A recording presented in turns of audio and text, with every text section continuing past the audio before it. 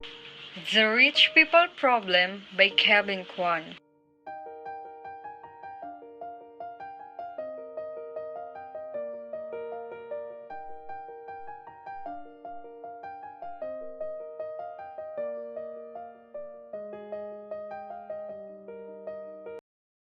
Bettina Ortiz y Mena was a former Miss Venezuela and Miss Universe runner-up. The wife of Miami Auto Parts tycoon Herman Ortiz y Mena.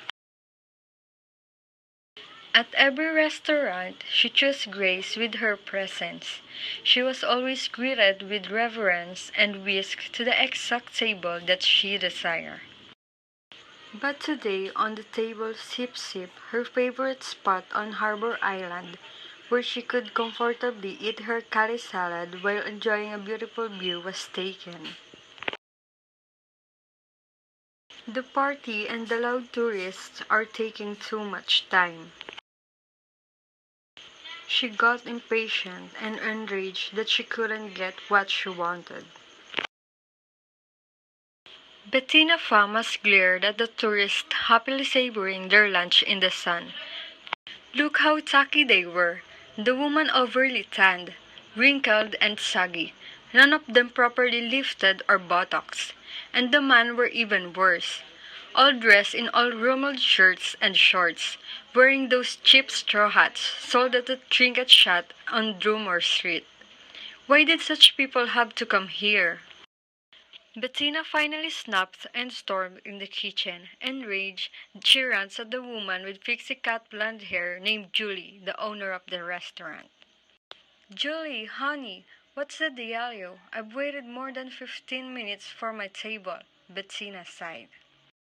Sorry, Bettina, it's been one of those days. The party of 12 on the terrace showed up first, just before you did. But the terrace is your prime spot. Why on earth did you let those tourists take up all that space? Well, the tourist in the red fishing cap is the Duke of Glencora. His party just boated over from Windermere. That's Israel whose man you see moored at the coast. Isn't it the most handsome sailboat you've ever seen?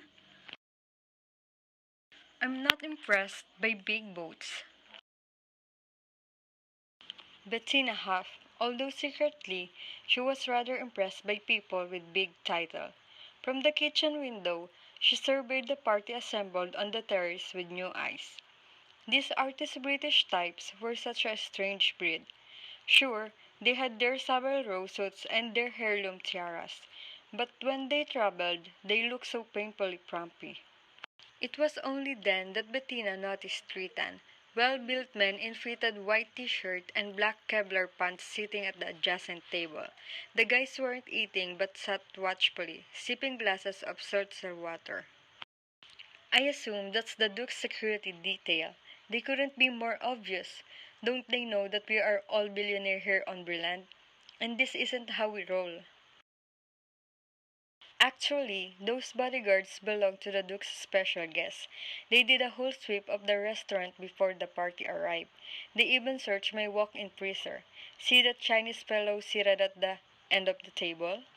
Bettina squinted through her dire exterior sunglasses at the portly, balding 70-something Asian man dressed in a nondescript white short-sleeved golf shirt and gray trousers.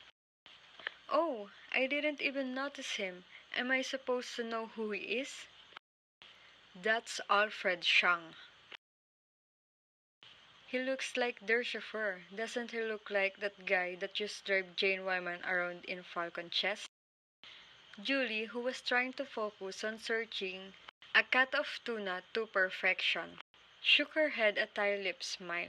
From what I hear, that chauffeur is the most powerful man in Asia. Oh, what's his name again?